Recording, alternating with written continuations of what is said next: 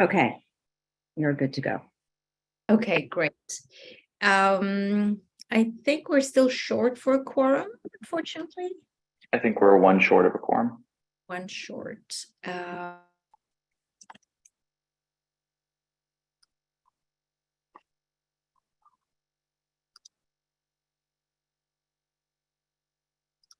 We can, we're happy to wait for a quorum, so.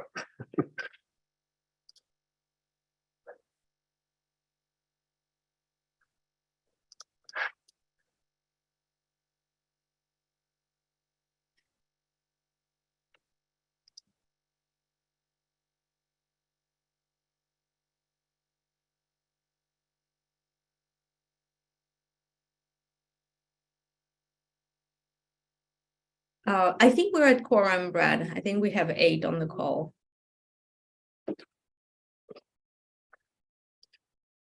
Okay. So we should be good to go. All right. Good evening, everyone. This is the Landmarks Committee of Manhattan Community Board 5. My name is Leila Logeziko. I'm the chair. A few words about how the meeting is going to proceed tonight. We have 2 items on the agenda. One application and one review of rule changes that are submitted by the Land Acquisition Commission that we will be discussing and possibly taking an action on. We will definitely take an action on the application, and it will be the first item on the agenda.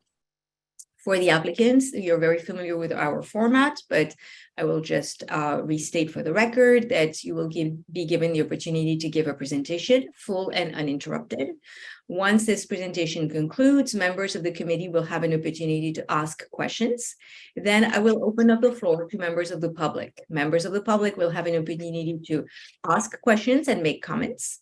And then the applicant will have an opportunity to address these questions and comments. Then we will move to business session.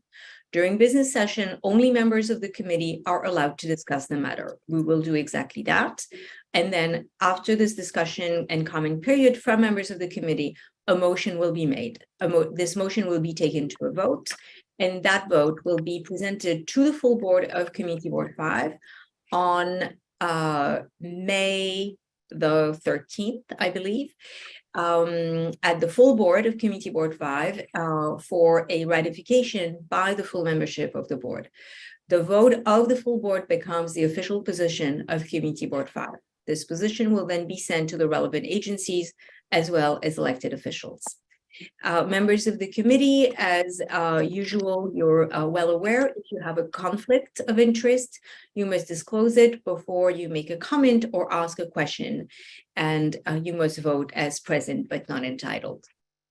So with all of that being said, I'm going to turn it to the applicants. The application tonight is for 10 Rockefeller Plaza, and I'm going to let the team of applicants, you're numerous on this call, we appreciate it, to tell us all about this application. Terrific. Leila, thank you. And it's nice to see you all this evening. I'm going to introduce a few of the team members. I'm Cass Stackelberg of Higgins Quays Barth & Partners. And I will be going through the presentation. A few of the team members, particularly the design team, are in this group as panelists, and then we have a number of others on the team sort of watching through the main Zoom link. So from the design team, from the Office of Thierry Despont, Matthew Madeline, and Sean Strouth, and then Chuck Knapp from the architecture firm SLCE, who is serving as the executive architect on the project. As I said, I will run through the presentation, and when there are questions at the end, undoubtedly, if I'm not able to answer them, Matthew, Sean, or Chuck will answer them. So let me jump in and just talk briefly about the project. This is a really exciting adaptive reuse project at Rockefeller Center, 10 Rockefeller Plaza, that involves the conversion of the upper 10 floors of the building to hotel use. And this is a new use for the center. It's almost sort of amazing that, more than, nearly 100 years after the center's original construction, there has not been a hotel integrated into any of these buildings. But I think with the current climate and the hybrid living that we're all experiencing, it actually makes great sense and makes great use of these resources. The client that we're working with is the Aspen Hospitality Group, and the hotel is the Little Nell, which there is currently one in Aspen, Colorado, and this will be their second hotel. A little bit of sort of administrative work just to share with you. We're planning to present to the commissioners at Landmarks at a public hearing on May 23rd. And I should also just mention that because this is a new hotel, this is going through the hotel special permit process. And so you all will actually be hearing from a selection of this group in about 8 to 12 months, maybe hearing sooner, just as sort of an informal basis from the team on the land use components of this.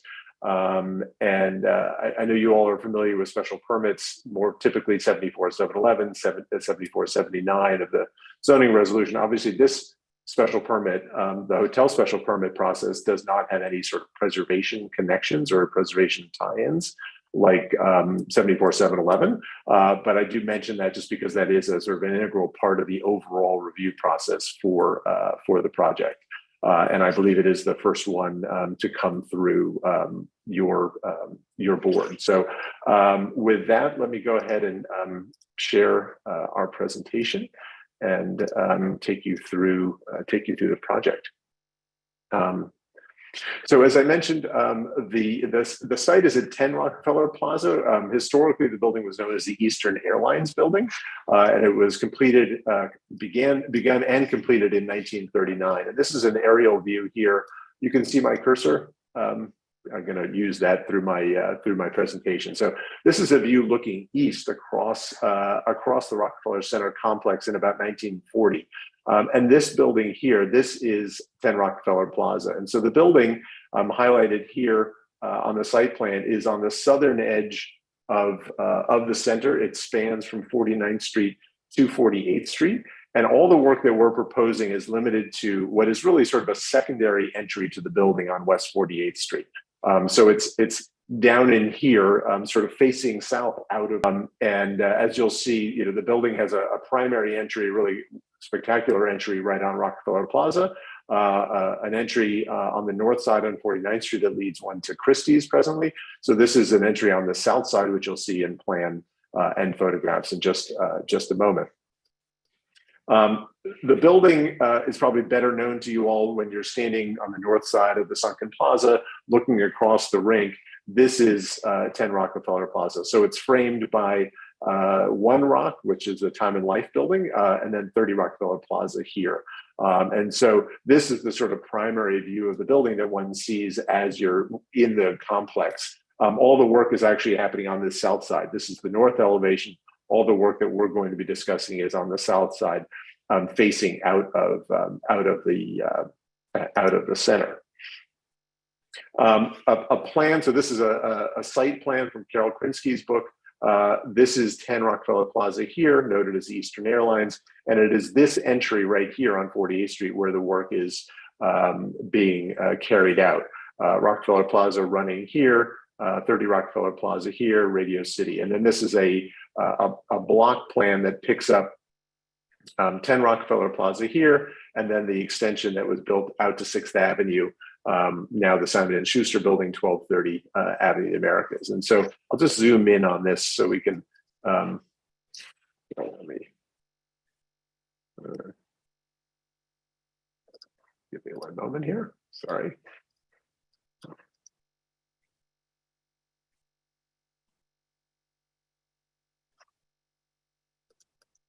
For some reason, it's not letting me zoom. Let me try this.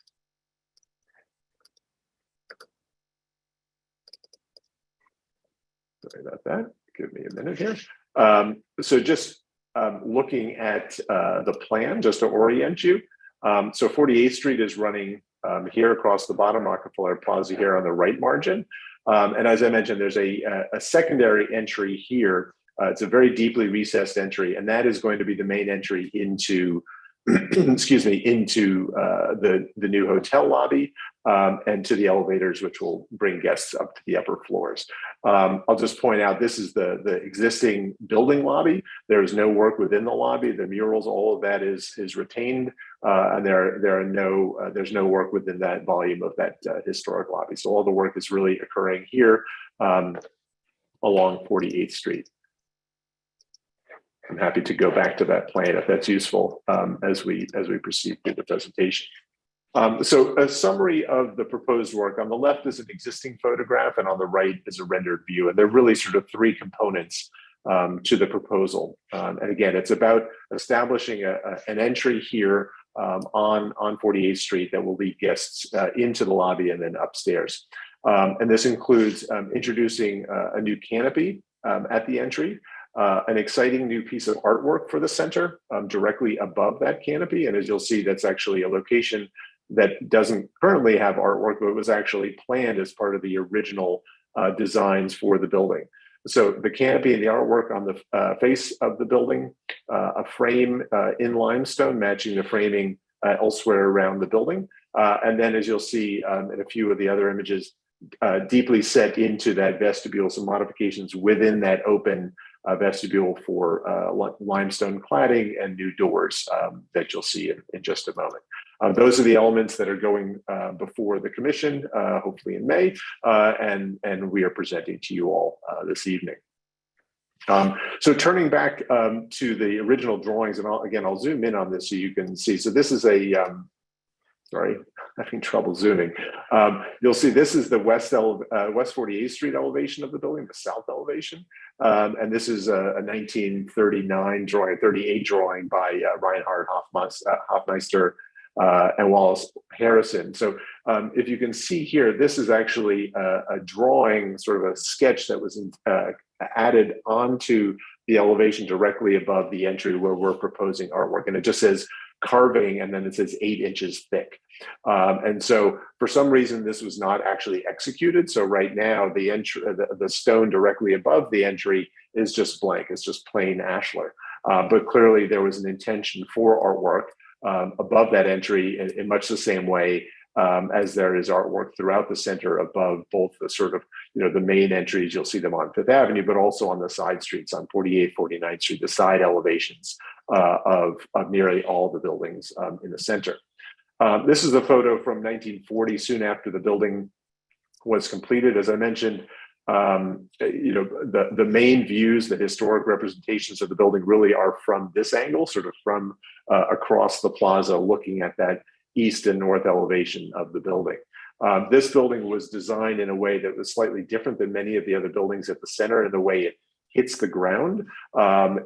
The introduction of this glass curtain wall system was really unique for all the buildings that had come before it at the center. So the original Radio Group, Radio City, 30 Rockefeller Plaza, the international buildings along Fifth Avenue, all those buildings are finished, obviously in the limestone that comes straight down to the sidewalk. Whereas this building was finished with a different system at the base, with a sort of curvilinear forms on 49th Street, and then this rectilinear curtain wall system on the corners of the plaza and 49th and the plaza and 48th Street. So it is somewhat of an unusual building for the center. Fast forward to the 1980s, this is a photograph from Landmarks at the time of the center's designation, largely intact, matching what was there with certain accretions added.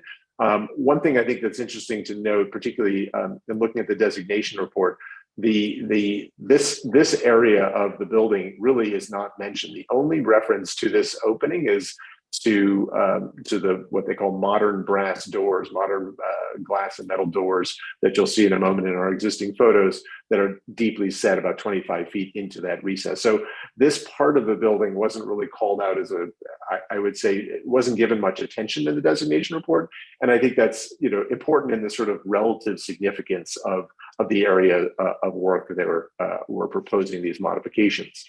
So current views of the building, 48th Street running along here, Rockefeller Plaza here. And again, this is the entry that we're discussing tonight. A slightly closer view, you can see that curtain wall system here. This area down here historically was actually part of the garage, the Rockefeller Center garage that was integrated into this building originally. And then you can see here this sort of planar ashlar limestone above this recessed entry. Straight on view of that. And so the canopy would be installed, or the marquee would be installed here, and then the artwork would sit within here, with just requiring the removal of this just unarticulated ashlar stone, similar in location to that historic drawing. Some existing photographs inside that recess. So as I mentioned, really the only description of the 48th Street, this entry on 48th Street in the designation report is calling out these modern, what's called modern brass and glass doors here, non-historic doors. The sides of this recessed entry are finished in just simple limestone with a granite water table. And there's a more contemporary, I think it's about 20-year old terrazzo floor that was installed when a lot of the changes were made at the ground plane of many of the buildings at the center around 2000. You can see these simple painted hollow metal doors. These are exit doors from egress stairs on the floors above, and then some non-historic lights and things along this flat plaster ceiling. I'll also just point out these limestone clad columns, which create this sort of stepped entryway, which we're looking to sort of modify, and you'll see that in plan in just a moment. But I do want to just note those as part of these photographs. So turning to the existing plan and the proposed plan. So there are sort of two modifications that I want to note. One is we're replacing those modern doors. Here, these are the existing in this photograph. So removing those doors and installing a single pair of swing doors at the center with glazed side lights, and the doors will be glass with a brushed stainless steel finish, and those will be centered, and they'll basically be in the same location in terms of their depth as the existing. It's set about 25 feet back from the entry. The other element that I want to note is basically where you can see here and here. This is where these bump outs are in the existing condition. We're looking to basically clad the side walls in limestone and granite, similar to what is there today, in order to create a sort of a more streamlined entryway straight from the street directly to the doors, and then into the center portion of the hotel lobby. So that will look in large part on the side elevation similar to what it looks like today with the limestone panels, limestone and granite below, and then there'll be a new gray terrazzo floor across the floor of this recessed entry with the hotel logo set in metal, set into the terrazzo. You can see in plan the marquee in plan here, extending about 9 feet off of the entry, off the facade. A detailed plan. The idea here, you can see here, this is the existing above and the proposed below. The limestone, which will create both the frame around the opening, the sort of portal, and the frame around the artwork, and then return back, is going to basically be clad over the existing stone. So the intent is to keep all the existing material in its location and just basically fur out the walls and clad them in stone. So this will be limestone on the front face of the opening, and then a return back. And with this cladding, we're basically narrowing the width of this opening from about 14.5 feet to about 11 feet. So we're reducing the overall width by about 3.5 feet to create this sort of clean entryway into the hotel lobby. In section, existing above and proposed below, you can see the canopy here, and the canopy is set at about a 15-degree angle, and it connects then to this undulating sweep of the ceiling. Here are the doors, so a portion of that ceiling is outboard of the doors, and the balance of the ceiling is interior. And then you can see here in elevation the limestone panels with the granite water table, and then basically taking those egress doors and just resetting them into the new limestone panels within the entry. And then here you can see just shown, and we'll talk much more in detail about the artwork, but you can see here the artwork sort of set into the panel above the entry. It'll be about 6 inches in depth as a relief, but just showing it overall in this overall section. A full elevation along 48th Street existing above and proposed below. So you can see the intervention is actually fairly modest in the overall scale of the elevation, of course, in the overall scale of the building. This is a very large building with 3 street frontages and 17 stories in height. So this is a very focused intervention. In elevation, this is the existing, of course, on the left and the proposed on the right. And so what I wanted to do is just speak a little bit about the artwork and the artist, because I think this is a really fantastic opportunity for the center to gain, excuse me, to gain a new piece of artwork. The artist who is going to be creating this piece is Paula Crown. She's an American artist who works in a range of media. She's also a member of the hotel development team. I want to just mention that as part of the overall discussion, but the artwork that she's envisioning for this, and this is sort of a study for this piece, but it's expected that the final piece will actually be quite similar to this. This is meant as it's going to be a cast metal piece in a white bronze, so it'll have a sort of a silvery patina, and it will be both sort of matte and polished finish. And that, of course, actually, is similar to much of the artwork seen elsewhere in the center. So there's a range of artwork in terms of media and detail, abstract and representational throughout the center. There's cast stainless steel. There's stone relief, low relief stone, cast glass. There's a range of materials that are used for artwork over these building entries. And what Paula is envisioning is on this cast, excuse me, this cast piece that will have some depth to it and will be largely abstract, but with some recognizable representational imagery. And her work currently is actually, she has a sculpture installed at the head of Channel Gardens up on Fifth Avenue right now, a piece called Resilience, and there's an exhibition actually of an associated piece down at the concourse level in their new in Tishman Speyer's new gallery down on the concourse level. She's exhibited and had solo shows at Marlborough Gallery and Aspen Institute and Dallas Contemporary galleries in London and Venice and Tel Aviv as well, and group shows in New York and the Netherlands. So she's an accomplished artist. And as I said, has a piece on view actually right now at the center. So she has a familiarity certainly with Rockefeller Center, and the themes of her artwork are varied. I would say she has a very expansive, expressive work she uses.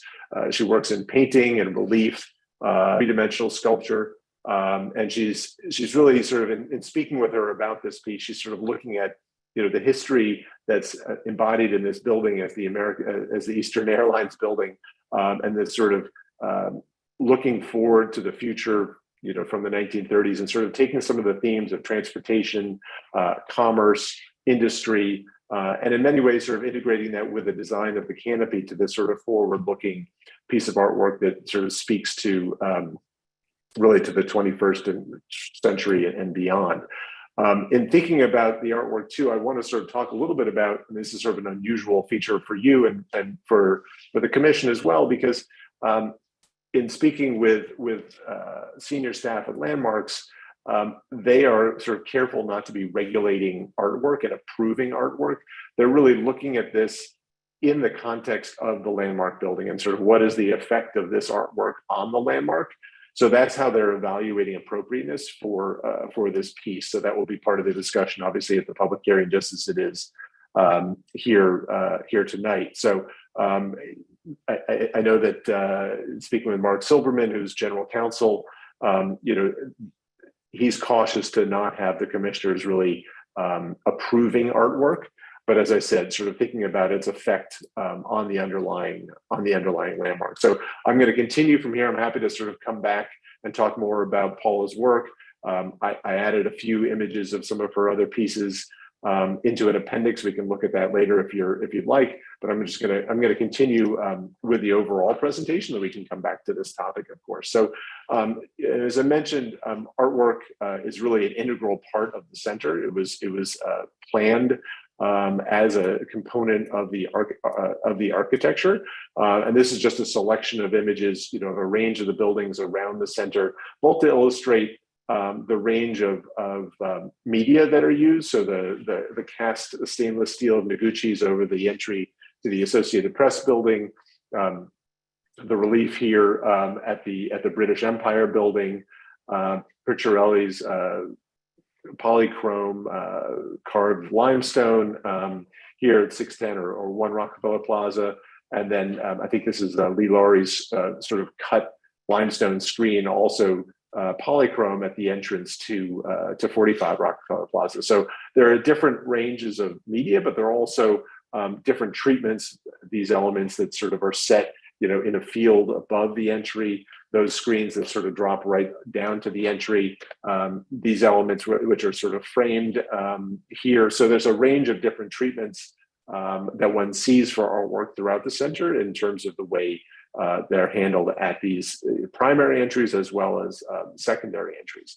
And then just looking at the history of canopies and marquees, obviously throughout the center, the original design of many of these buildings on the left, the RCA building at 30 Rockefeller Plaza, and then this image here showing the marquee at the Newsreel Theater at 50 Rockefeller Plaza, and of course beyond that, the large marquee at Radio City.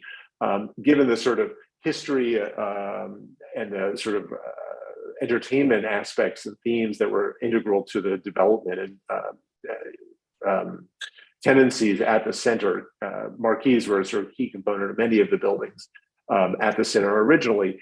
And the commission has sort of recognized this in select areas where they have approved new canopies at the center at select locations. So we include those here on this slide just for reference. On the north side of the building, so this is at 10 Rockefeller Plaza, when Christie's moved into the building in about 1999, the commission approved this very large glass and metal canopy upturned at an angle sort of similar to what we're proposing on 48th Street as part of this introduction of Christie's to the building. And then across the bottom, a marquee at 75 Rockefeller Plaza that was approved back in 2019. The marquee here, and this one here obviously is very contemporary in its design. I remember presenting this to you all. Actually, this is a canopy that you did support. I know the committee doesn't always support or doesn't often perhaps even support canopies, but actually back in 2019, you recognized this as being an appropriate addition to the center. You had some comments about the lighting, but largely were supportive of the design. I think you were also supportive of the canopy at 1250 Avenue Americas, which came about as part of the return of the Tonight Show to the building at 1250, the RCA Building West.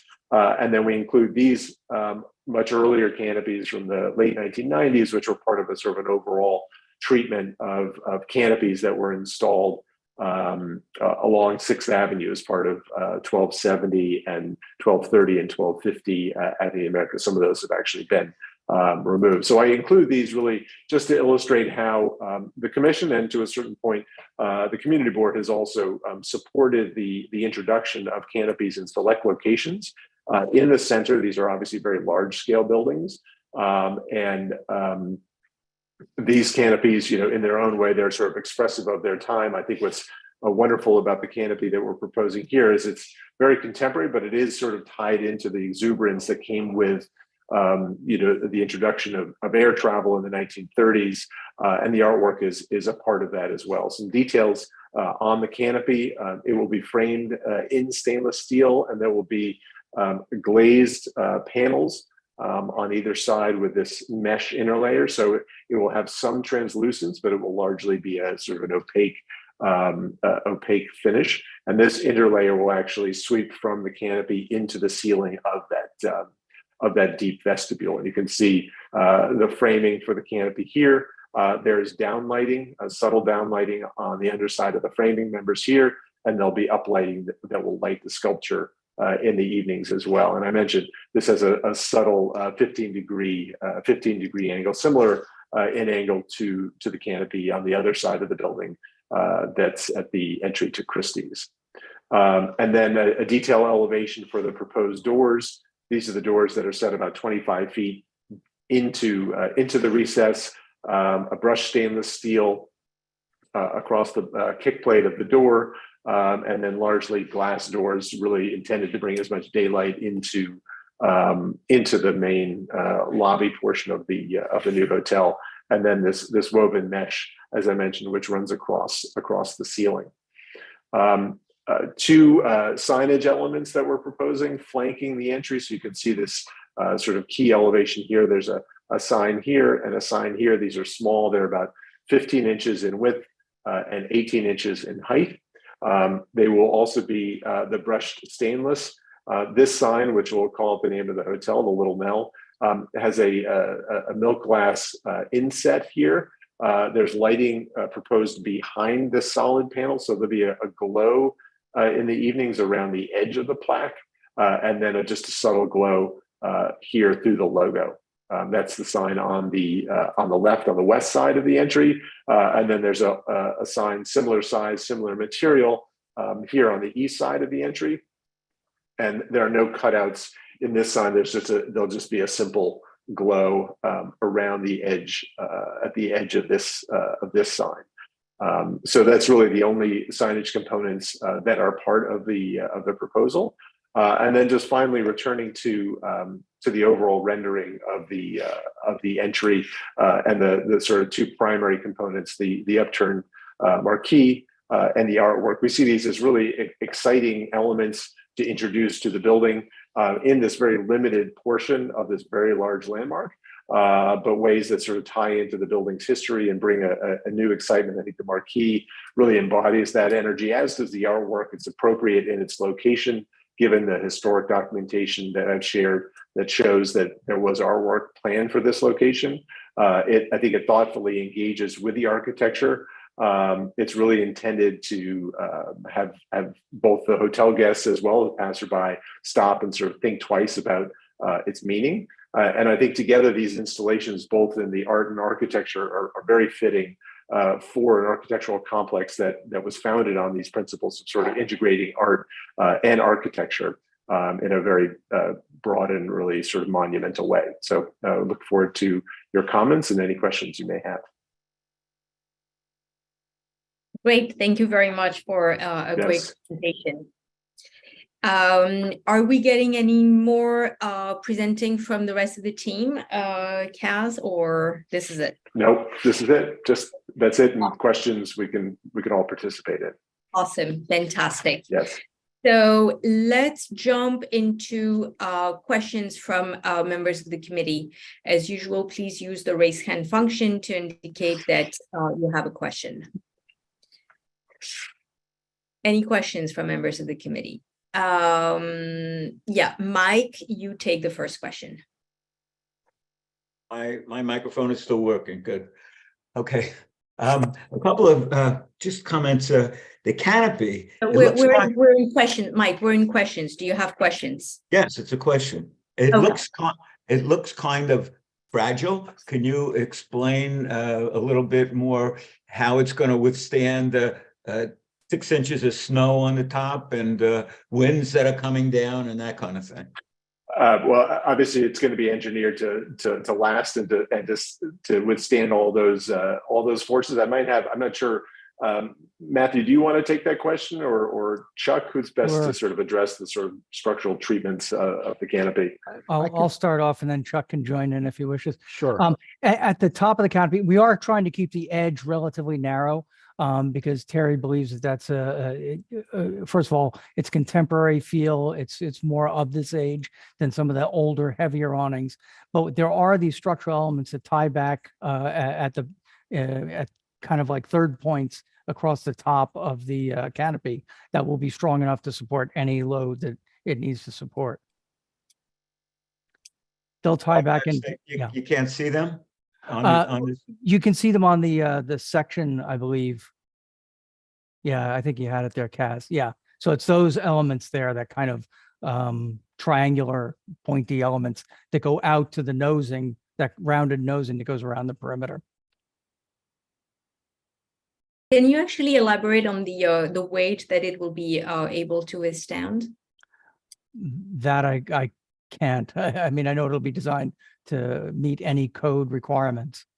Yeah, so if I can add to that, Please. I don't know the actual load either, but that is correct. It'll be designed to withstand all the snow loads. We have shop drawings on this right now, engineered. So it is correctly engineered to have the stiffeners, the vertical beams that are shown here going left to right in that image. And it goes back into the building to another beam that's on the inside. So structurally, it's very robust. And it does not, the structural drawings that we have now do not change this design at all, which is really, really good. Okay, great. And I'll also just add, you know, the design team, both in terms of Matthew's team and certainly Chuck's team, this is not the first canopy they've designed. So all these considerations have been taken into account. Okay, and just for our own edification, is there a code as to the load that a canopy can carry? I Yes. assume there is, but yeah, okay, Yeah. great. Great. The next question goes to Tony. Thank you, Leila. And thank you, Cass. Great presentation. You guys have always done Thank you, Tony. a great job with Rock Center here. My question, I have two questions. First one has to do with the doors themselves. You're going with a brushed stainless steel, correct? Mhm. So Yes. just from walking around the plaza and just being familiar with some of the entrances that I can think of, aren't they mostly a bronze finish to the other buildings? Yeah. This building and the other buildings? Yeah, so certainly most of the doors throughout the center are, you know, either a light statuary or a dark statuary bronze. You know, there is some variety in metals. 45 Rockefeller Plaza, particularly on the plaza side of that building, and on the 50th Street side has a nickel silver, so it's a sort of a more silvery tone. There's also obviously there's some stainless at the entry on the 51st Street side of that building as well. But I think here, you know, it is a different material. The typical is bronze, but we feel, in particular, given the depth, you know, this entry is not at the building plane like is traditional for storefront entries and building entries. This is 25 feet deep into this recess. We think this is an appropriate material for this new use and for this location. Okay. My second question had to do with a while back, you guys, I believe it was your firm specifically. You guys were dealing with the master plan for all of the retail throughout Rock Center. Was that your Yes. firm? It Yes, was. So none of that really had anything to do with the main entrances to any of the buildings, did it? No, it didn't even really touch some. There were only certain buildings that fell within the master plan or fall within the master plan, and those are the ones that have sort of discrete storefronts. So the international buildings that run from Fifth Avenue back to Rockefeller Plaza, One Rockefeller Plaza, basically where you have the sort of typical Rockefeller Center storefront framed by limestone piers with a glass spandrel above. So we didn't address building entries because there really is such variety. That master plan really focused on the sort of more repetitive storefront types and treatments for those bays. Sure, I get that. Would it make sense at all to consider, because as you pointed out at 75 Rock, there has been another canopy, even though it's not installed, that was approved in 2019. Would it make sense to come up with an idea? Because again, not the main entrances that are so unique in a lot of cases, but for some of these more miscellaneous entrances, would it make sense to amend that master plan for these? Well, I think I think what's The purpose of the master plan really was to sort of address retailers' needs and storefront tenants' needs, and sort of allowing for flexibility between doors and windows and locations of doors. And I think, at the center, these side entries, there's a fair amount of variety, and this building also is quite different than the others. As I mentioned, there's sort of the treatment at the base plane where there's a sort of curtain wall treatment for much of the building. I think it would be difficult to come up with a sort of a uniform treatment or even anticipate what someone might want. So, and I think, there aren't a lot of locations where this kind of intervention, I think, is appropriate. I think this side, because it is facing out of the center, similar to 75 Rockefeller Plaza, where that marquee was also facing north out of the center. I think these can be found, appropriate, but I'm not sure that there's an easy way to anticipate certain interventions for building entries that would make a master plan useful to people. I think there'd be it would be difficult to anticipate all the variations and ideas that future tenants might have. Sure. I hope that answers your question. Okay, it does. Thank you. Okay. Yeah. Thank you. All set, Leila. Thank you. The next question goes to Brad. Thank you, Leila. And thank you, Cass, for, like Johnny said, I want to echo, it was a great presentation. Thank you. My first question is regarding those existing drawings that you had shared that sort of showed the intent for the mural there. First question about on that was, could you maybe you said it and I missed it, where are those drawings from? Are they the sort of the final construction document like drawings, or can you tell from where they're from? Like, what is the source of these drawings, I guess is what I'm asking. So, well, the source is actually from the center's archive. So the center has a tremendous archive of architectural drawings, and this is we cropped out the edge of this just to make the drawing a little bit larger. But these are the original drawings for the building. These are the architects. The date on the drawing is November 13th, 1938. These are these are the building elevations that went with its construction. And so do you have any insight from these or other documents why the mural wasn't added here originally? I don't. We haven't found any, and we've certainly been looking. We haven't found any sort of explanation as to why this installation was not executed. Okay. And then I just have a question on sort of two more sets of questions. The first one is the frame of limestone that you have on the exterior. I think you had said that, is that going over the top of the existing limestone, or is it are you removing existing limestone and putting it sort of partially right? engaged?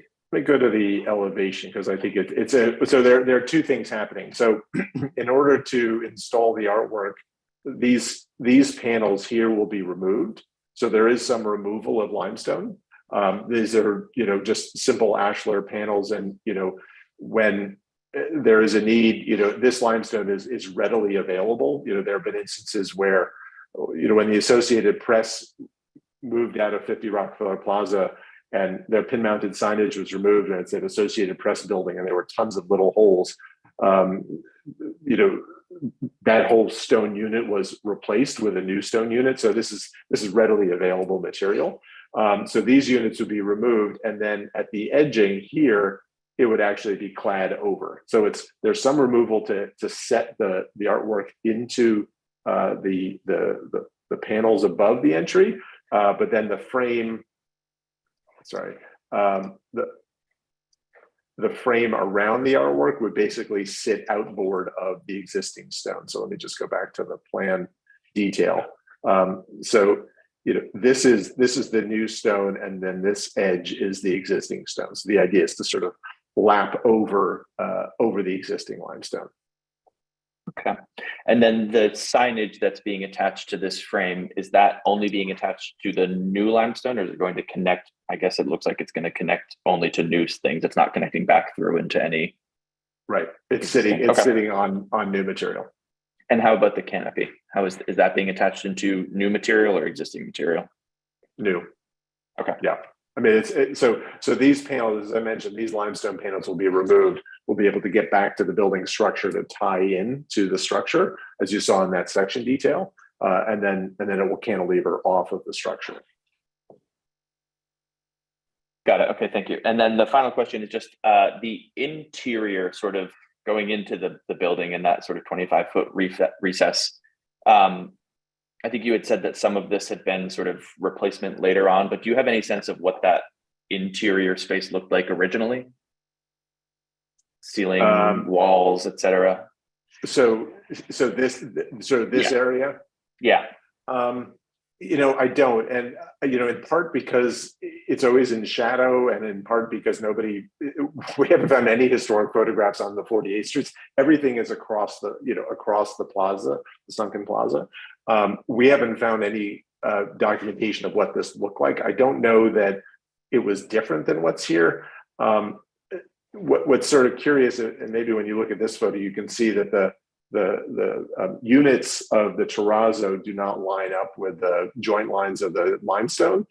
And I think that's because the terrazzo is new, but I also think this door was cut in within the last 20, 25 years. The ceiling, I don't think this was a ornately detailed entry. They're just, this was sort of a back entry to the lobby. But we haven't been able to find any drawing. We've certainly been looking at any, floor plans or elevations within this area. Okay, great. Thank you. That's all, Layla. Yeah. Thank you. The next question goes to Barbara. So staying on this slide, do you think that the limestone is original that we're looking at on the walls? So I'm always reluctant to say I think it's not original, but there are some things that are a little curious here. There is a sort of almost two-tone quality to some of this. I think you can see it here. Yeah. And I don't want to sort of, it's conjecture. I don't know. But we know the doors are not original. This is definitely not an original detail up here, where this sort of almost like this egg crate grillage is. This flat plaster ceiling probably is original. That's not unusual. It's sort of just the ceiling with the downlights.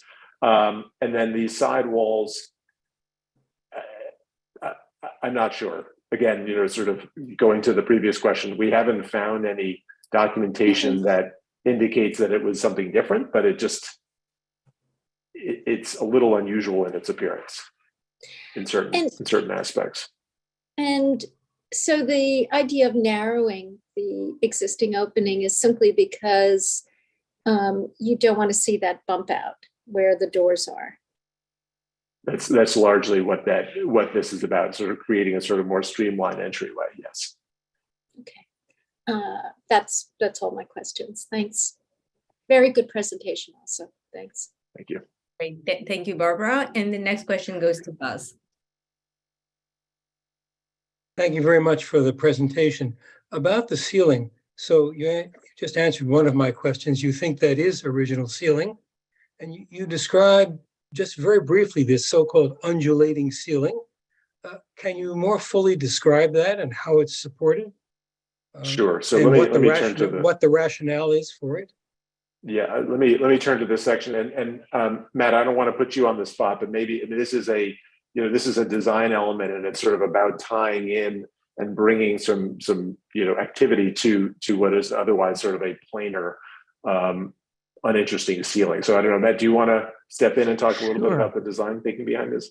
Sure. I mean, given that this is a new usage for Rockefeller Center, this notion of putting a hotel here, we very much wanted to express that, first of all, with, a canopy that is of this age, the artwork that is of this age. And Terry Desvon, who I work with, wanted this entrance to be a cohesive whole. So that's part of the reason, referring to what Barbara was mentioning earlier, that he wanted to make it a consistent dimension all the way across the width. What you don't see in the images is that this entrance continues for another 30 or 40 feet or so into the building before you actually get to what is going to be our lobby. So Terry wanted this to be an experience for the people coming to the hotel that's consistent, that draws you in. His other notion was this undulating ceiling, which again gives a little bit of interest, makes you wonder what's going on in there, makes you, say, what is this? This is pretty cool. And he wanted to, so he introduced this notion of a bronze mesh that actually goes all through that undulating ceiling. It's supported from behind. Basically, it's not visible once you get inside the building to look through it. But then he wanted it to continue with the same material out to the entrance. Am I close to answering your question? I think so, but Okay. you do remove the original material to do this. We would probably remove that existing plaster ceiling for small areas. I mean, there's a lot going on up there, and honestly, we'd probably be removing that ceiling anyway because we'd have to get the technical spaces, and there's a lot of structure and things up there that we have to deal with, just in terms of bringing this all to fruition. Thank you. Thank you, Buzz. Just to follow up on that, do you have actually a rendering of how the ceiling is going to look like? Because if I understand correctly, it's going to be actually lined with this bronze mesh that is also used on the canopy, right? Right. It's we don't have a rendering inside the throat of the entry, so I'm not sure that we have anything that really sort of represents that. And can you also speak maybe a little bit about the contextuality of an undulating ceiling? When I think undulating ceilings, I have visions of my teenage years in the 80s in nightclubs. So help me find other more historically appropriate references throughout the center. Well, I mean, I think, listen, I mean, are there other undulating ceilings? No, but I think, the sort of curvilinear nature of that ceiling, it's something obviously you see right around the corner of the building. One of the key features of this building is that sort of curved form, and I'm sorry, I don't have a great photograph of it in the deck. I'm not sure. Yeah, it's sort of at the west end of the curtain wall system, but whether it's the curve of the marquees at 30 Rockefeller Plaza, or as I mentioned, this sort of curving, sort of modern treatment at the west end of this curtain wall system. I mean, this building, as I mentioned, architecturally is very different than many of the other buildings that preceded it. That sort of 7 or 8 buildings that preceded it at the center, and it has sort of these sort of modern European modern references, and I think that is one of them. I'm sorry, I don't have as I said, a better picture of it. Let me just see if it shows up. It's cropped here as well. But in terms of ceiling treatments, there probably aren't other ceiling treatments exactly like that. But I think as Matthew was saying, this is a discrete intervention on a building that has it has hundreds and hundreds of feet of street frontage, and we're talking about 11 feet of width and about 20 feet of depth or 25 feet of depth, and we think it's not going to have a significant impact on the reading of the building, which I think ultimately is really the question. Is it something you see elsewhere in the center? Perhaps not. Does it negatively impact the architectural reading of the 17-story building with 3 street frontages? I don't think so. So it is new, it is contemporary, but I think in the overall scheme of effect, I think it's fairly modest. Thank you. Just to follow up also on that, are there any interior landmark designated areas at 10 Rockefeller Plaza? No. Okay, thank you. Yeah. The next question goes back to Michael. Leila, I'm the only one who didn't compliment everybody about how great a presentation was. Let me fix that. It was great. 2 questions. The first one, the marquee itself, will somebody standing under that marquee be able to view that lovely new artwork? And how wide is the sidewalk underneath that marquee? Is it 15 feet? And this covers 9 feet of it? That's the question. So I think if you're standing right underneath it at the curb, it will be obscured. But if you're, standing over here by the hydrant, just to the side, you can see it, and obviously you can see it from across the street. Even the marquees at 30 Rockefeller Plaza obscure some of the carved stone there, and elsewhere where at the backside of 1250 that does occur. But I think given the width of the street, there'll be a moment here on the street where on the sidewalk where you don't see it, but from across the street and even from either side, you'll see the installation. Is it a 15-foot sidewalk then? I'm not sure of the width. I don't know, Matthew or Chuck, do you guys know the width of the sidewalk? I'm not positive. Sean, by any chance? No, Okay. sorry, we don't have the You exact can dimension. approximate it from the plan, Cass. That's the best I can offer. Mm-hmm. Right. This is 14.6 here. So yeah, it's 15, maybe a little bit more than 15. Thank you. Any other follow-up questions, Mike? No. Okay. All right. Any more questions from members of the committee? Any more questions? I see no hands going up. I will open up to members of the public. Members of the public, if you wish to speak on this application, you can use the raise hand function, and then you will be promoted to be able to ask the question or make the comment. Any members of the public who wish to speak tonight on this application? I don't see any hands going up. Any members of the public who wish to speak on that? Okay, so seeing none, let's move back to our business session. During business sessions, I said, only members of the committee are allowed to discuss the matter unless recognized by the chair.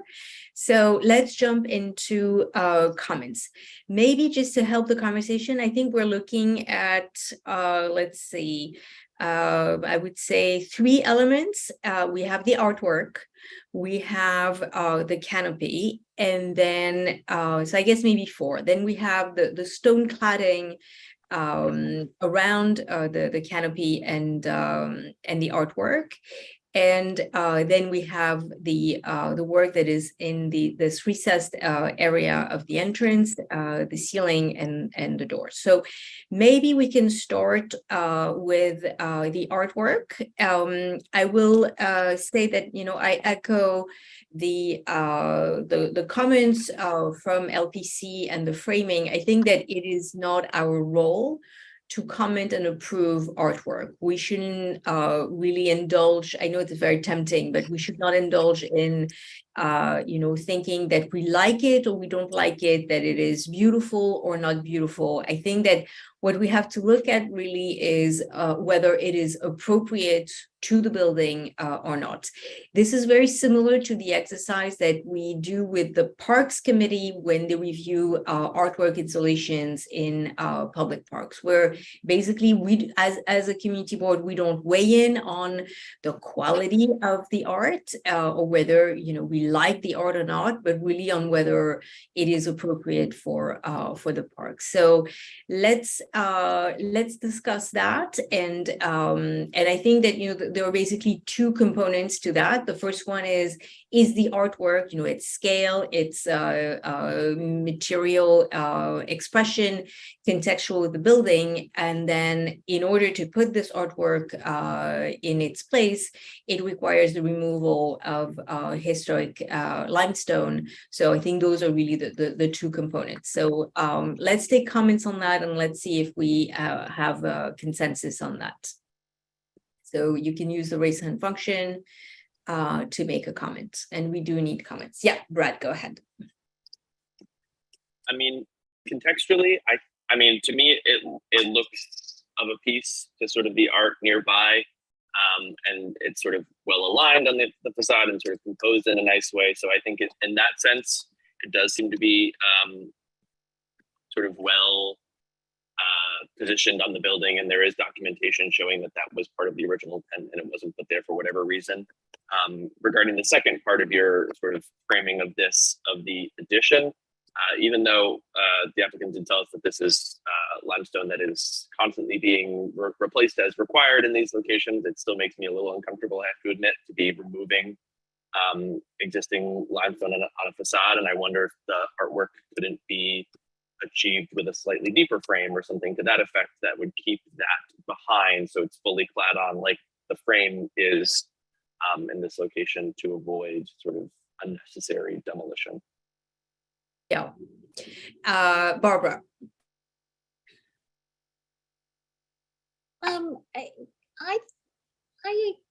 I feel comfortable with the removal of the limestone. I mean, I would hope that they would keep the limestone and use it where they can, if that's possible, to use it for replacement. I feel that, you know, when you look at the existing entry, I feel that when you compare that to the proposed, it really creates a much more attractive opening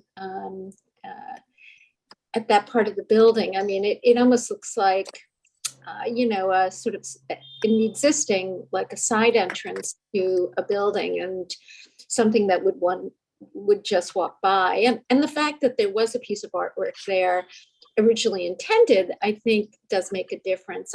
I feel okay about, if it has to be removed in order to put the artwork, I feel okay about that. Yeah, I'll chime in on this one. I think that this particular applicant has been, such a good steward of the entire center that I feel comfortable with the notion of removing, a fairly limited amount of original historic fabric.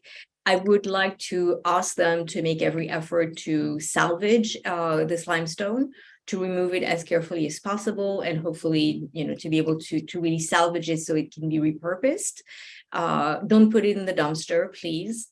But at the same time, based on the experience we have with the owners of the center, they have always gone through great length to really do the right thing. So, I think it's important to note that it is not precedent setting for other buildings where the building owner may not be as careful as one we're dealing with tonight, but given the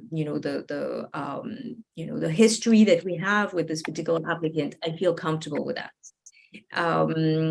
Brad, are you comfortable going this route, or do you want maybe more language in the resolution to alleviate your concerns?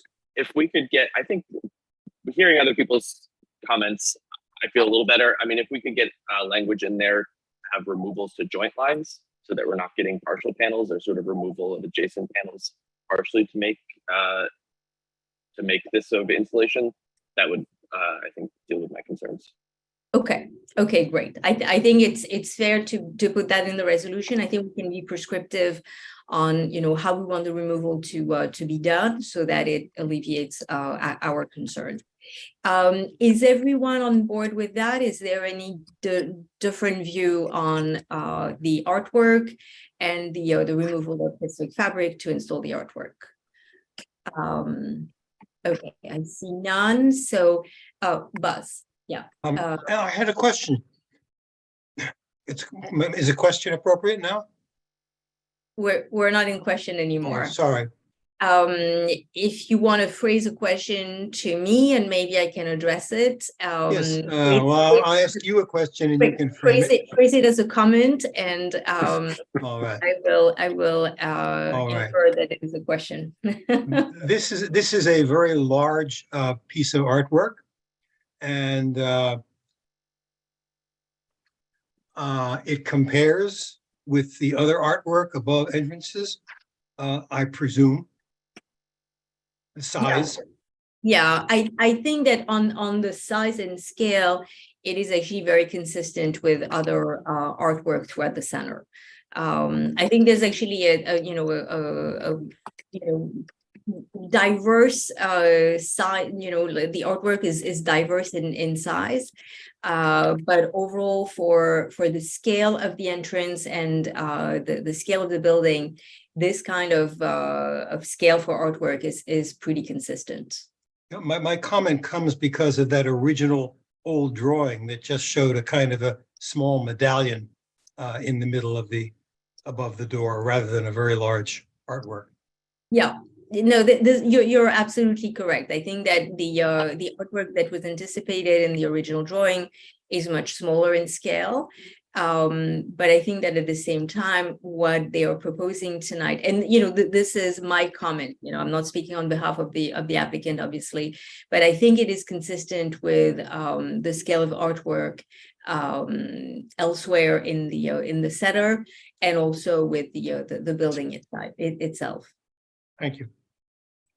Okay, all right, so we're good with the art. Now let's talk about the framing, the limestone framing around the artwork. So this is in addition of an element that is not that is not historic. Do we feel okay with this limestone framing?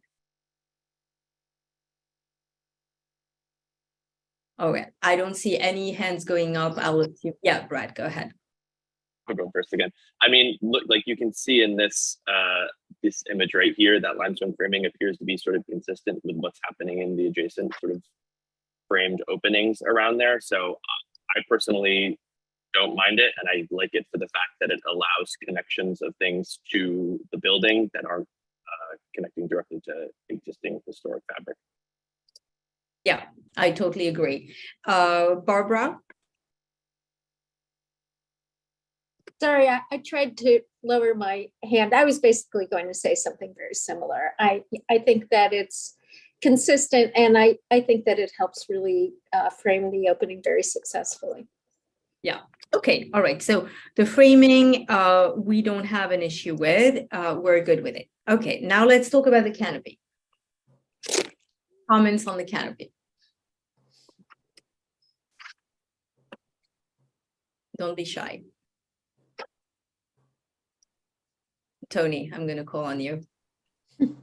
I figured. So, I'm a little torn by this. By the one at 75 Rock, I actually had to rethink if I was on board with that one personally. It's modern. I mean, I can't get around us dealing with a very modern interpretation of this entrance here, and the entrance itself is so grand and so beautifully done, in my opinion. It's very contextual in a lot of different ways. The canopy itself, which is of course part of that, it's just so different from everything else here. I think a lot of what we've been dealing with Rockefeller Center over the last several years, with this applicant and with HQ in particular, a lot of it's been on the restorative front, and we've just been blown away by seeing things coming back to the way they were originally designed, or carrying similar materials throughout the plaza, maybe where they had been removed. So, for a little bit, it took me going through this application a couple of times earlier to get on board with a very different kind of application for the center. It's a very modern canopy. It's got lighting in it as well, which we don't always like to see. It's got down lighting, and by the way, Layla, it's also got the two signage pieces too. I didn't want to forget when you were categorizing the different components of the application. And speaking of lighting, those also have lights, backlights to them as well. Yes. So yes, we'll get to those. yeah. Absolutely. So the more modern flair to this entrance, creating a slightly more modern component to Rockefeller Center, I'm not completely opposed to. I think the lighting component maybe concerns me a little bit, making it a little too modern, and then the undulating effect, which I think we'll talk about later on, carrying into the hallway, is a little bit more of a modern addition that I'm not entirely sure about. So I don't know if that gives you a clear point of where I'm at with thinking. Okay, on the fence is a fair characterization. Yes. Okay, let's hear from other members. We need more comments on the canopy, obviously. You can use the raise hand function. Barbara. I'm a little on the fence as well, and I think it's mostly because of the lighting. I think when you look at the drawing that is the elevation, it just seems a little jarring to see these stripes. It doesn't bother me as much from this view. I don't mind that it's modern. I'm not completely sold on the undulating ceiling, but I also don't feel that it's going to really impact your experience of the building as you walk by. But I would say that the thing that I'm most on the fence about is the lighting and the way that it's expressed. Okay, so very similar to Tony's concern. On the fence overall for the design of the canopy, but really the most sticking part is really the lighting. Yes, for me, yes. Great. Okay, thank you, Barbara. Brad. Thank you. I mean, I share the same concerns for the lighting, but I have nothing new to say on that front. For me, I think that another sticking point, which I think maybe Tony put his finger on, which is that the canopy sticks out as sort of a very specifically modern. And for me, I think it might be also the scale of it. It's a little large for the opening, and sort of it speaks of sort of a little bit more modern engineering and sort of structural design that gives it such a large presence at such a thin profile. That to me sort of is a little bit out of scale with what I'm seeing elsewhere, and even in the canopies that were shared elsewhere that were sort of either large but sort of had a presence, or small and sort of thin and contained. Yeah. Thank you, Brad. Other comments? Okay, I'll chime in. I totally concur with what was said so far. I think that the lighting is problematic, and I think that the scale is also problematic. I think that especially given that they're narrowing the entrance from, whatever it was, 14 feet to 11. I think that the presence of the canopy becomes really overwhelming. I think that it would actually be more compatible with the artwork if it was a shorter length of the canopy. I think that its modern design may be something that this committee and this board may be able to support, but I think that like something that is so thin and so profiled, but I think that the downlighting should be removed. And it should be, less than 9 feet. I think that 9 feet is really too big, too out of scale for this particular entrance. Are there any other views that diverge from what has been expressed so far? You can raise your hand to express diverging or different, views on this. Okay, so seeing none, okay, so we have a sense of where we are on the canopy.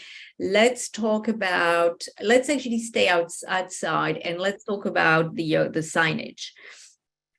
So the signage is, in size, it's fairly modest, but it is backlit with a sort of like halo, which is, an element that requires a little bit of discussion. So I'm going to call on to Tony because you started talking about it, Tony.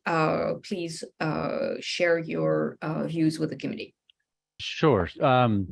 So with a lot of prior applications in Rock Center specifically, we have dealt with signage for some of the bigger tenants in the various buildings. They are typically plaques by themselves. I don't believe any that we've dealt with have been lit. I don't want to say that none are lit throughout the plaza, but I don't believe any of the applications we've ever seen come through us have dealt with plaques that are actually lit.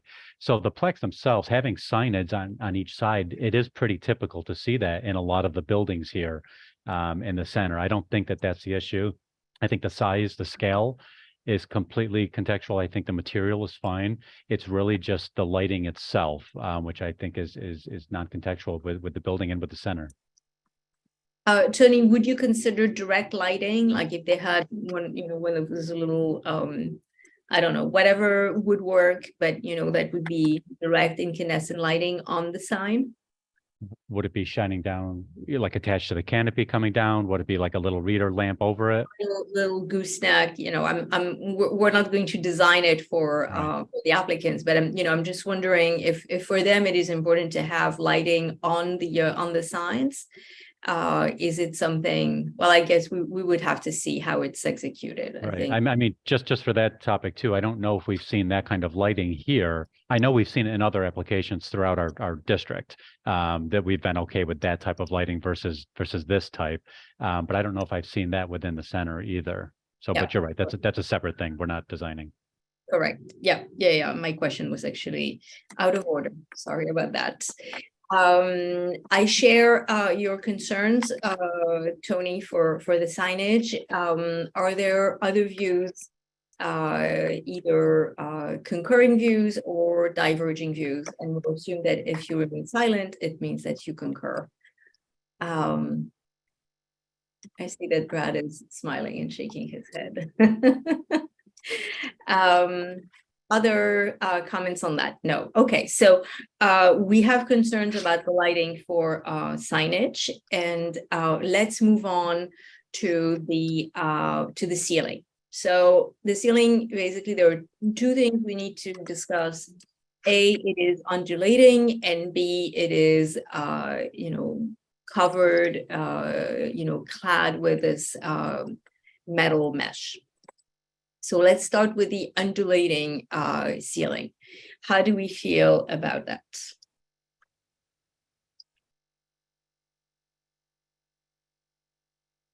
We need comments. Brad, I'm going to call on you. Go ahead.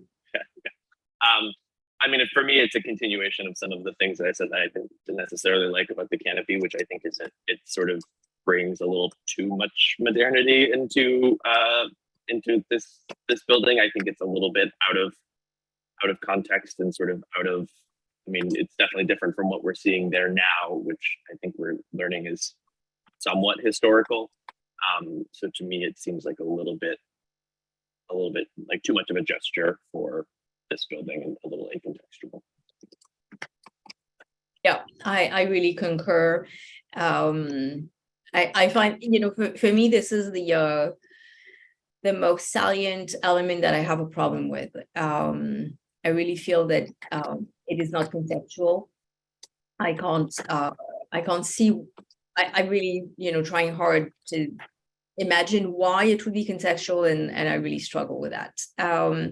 I don't necessarily struggle with the finish, and I think that cladding it with metal mesh may be okay. I wish there was actually an actual rendering of that. It is, pretty significant alteration to the building and to the entrance, and the entrance is very long.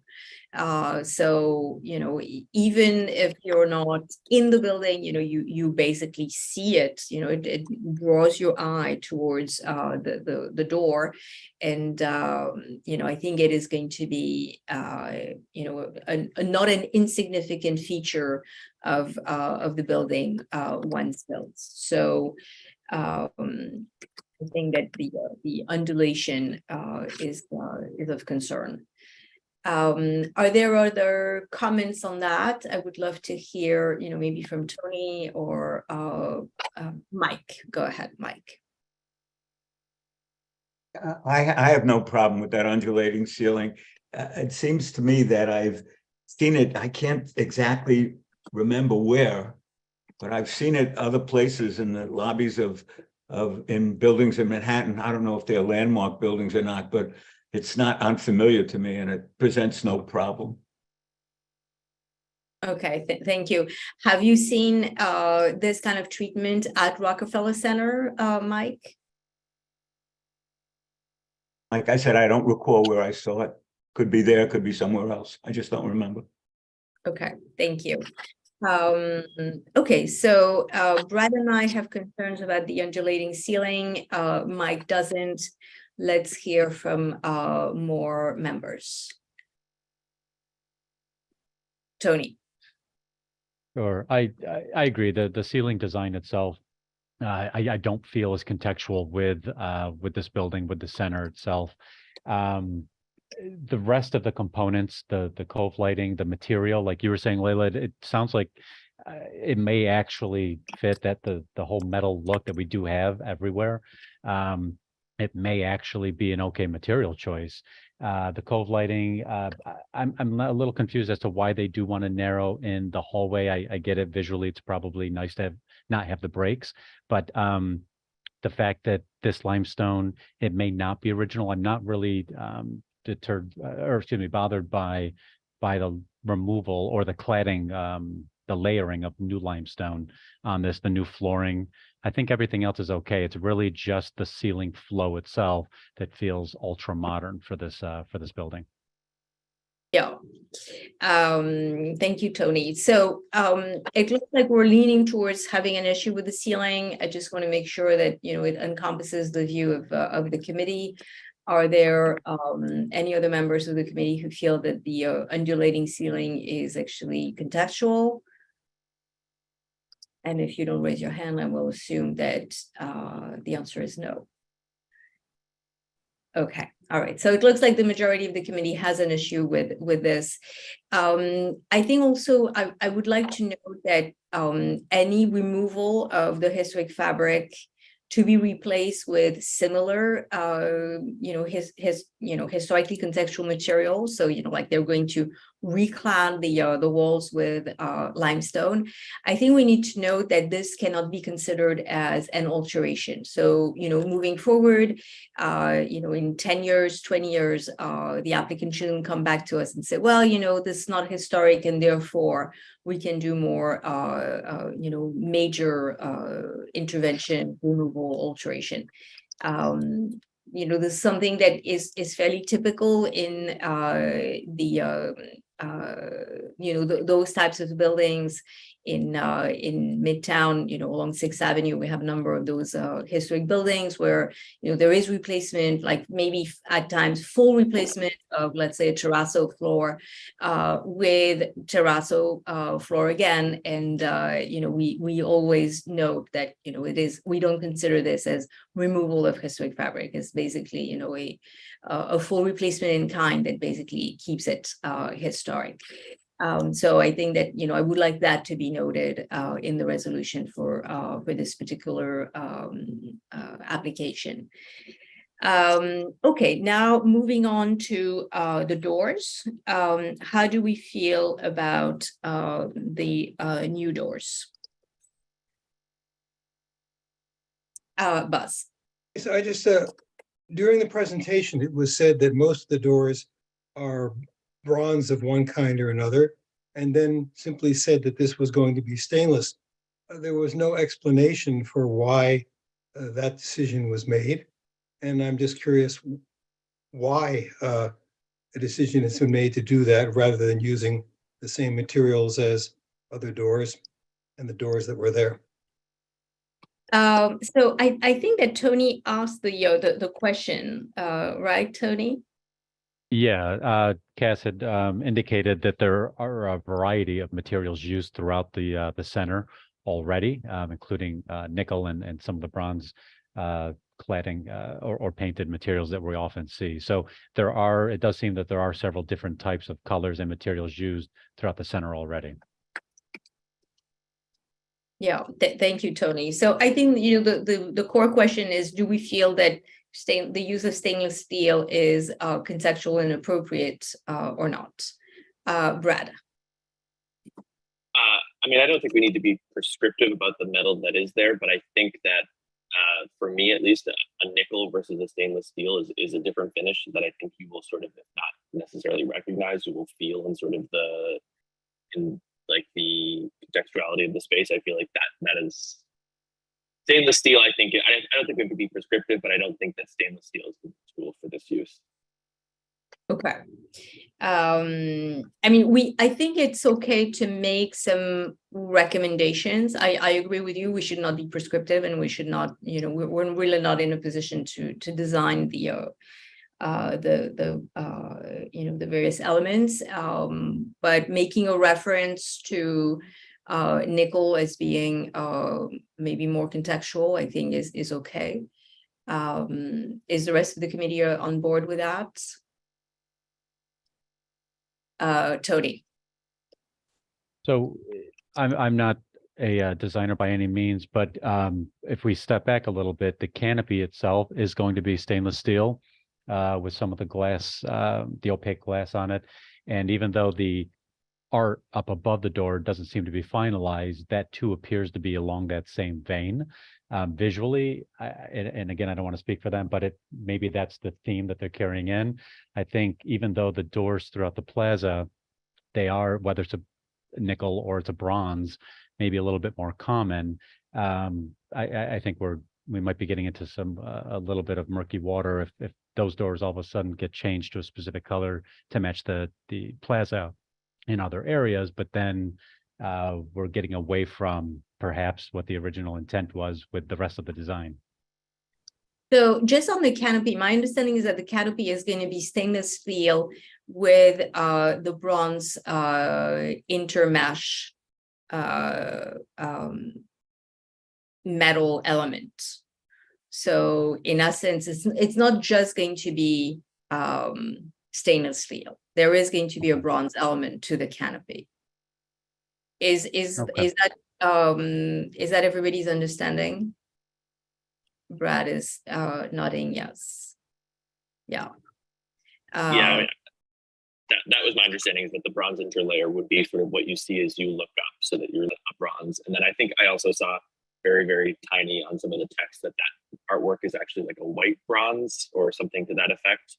I can see the applicants nodding, so that it's not a stainless steel, but a bronze finish kind of throughout until we get to the door. So you could be right about the stainless steel fins. I must have missed those if those came through, if those are visible. Okay. I mean, it sounds from the conversation we're having that we're struggling with stainless steel. So we may not need to be prescriptive as to what may be acceptable. My view is that, bronze would be much more contextual, but maybe we don't need to be that prescriptive. We can just leave it at, the fact that we have a concern with stainless steel. Barbara, you have your hand up. Go ahead. I just feel that because the doors are so far set back, the material doesn't bother me that very much. It would be one thing if it were much closer onto the street and you would see it as a part of the other facades, but you really aren't. I mean, I believe it's somewhere like 20 feet back. So that's just my feeling. This isn't something that is of great concern to me. Okay. So maybe if we need to pick our battles, maybe we can mention it, but it doesn't rise to the level of the other objections. Okay. All right. Did we miss any elements of this application? So we commented on the art, the framing, the canopy, the signage, the ceiling and the walls, and the doors. I think that we've covered everything, right? Okay. All right. So we are okay with the art. We are in favor of the framing, the limestone framing. We have serious issues with the canopy for the lighting and the scale. We have issues with the lighting around the signage. We have grave concerns about the undulating ceiling, and we prefer a bronze finish for the doors. So how should we phrase this, and does someone want to make a motion?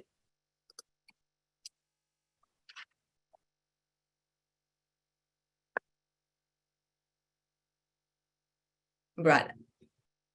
mean, I think this to me rises to the level of a deny unless motion, and I think that deny unless would be, I mean, basically the items you just addressed, which is the downlighting, the scale of the canopy, the lighting and the signage, the undulating ceiling, and the material of the doors. I missed one. I think those are, and maybe also the approach to the removal of existing historic fabric. So I agree with definitely, you know, for the canopy, the lighting and the scale, signage, the lighting, ceiling, the undulating shape. For the removal of historic fabric, for the artwork and the doors, it seems that we have concerns, but it seems that some of the members were actually not concerned. So maybe it's okay to note it as an element of concern, but not necessarily hinging on our approval or disapproval of the application. I think it would maybe more fairly represent the views of the entire committee. I just want to make sure that we're going to have a unanimous vote on that. I would hate to lose someone because, you know, the language is does not reflect their position. Barbara. I would be very comfortable with that, with what you suggest. Okay. So, and are you okay with that, Brad? Yeah, that would be okay. Okay. Pulling all those right. three items out as a We will concern, but not. note them as elements of concerns, but basically the condition to switch this from a denial to an approval would be the canopy, lighting and scale, signage, lighting, and ceiling undulating. All right, so we need someone to make a motion. Brad, I think it's ready for you. All right, yeah.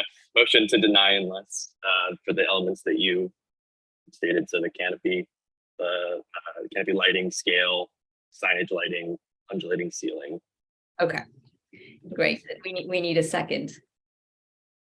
Second.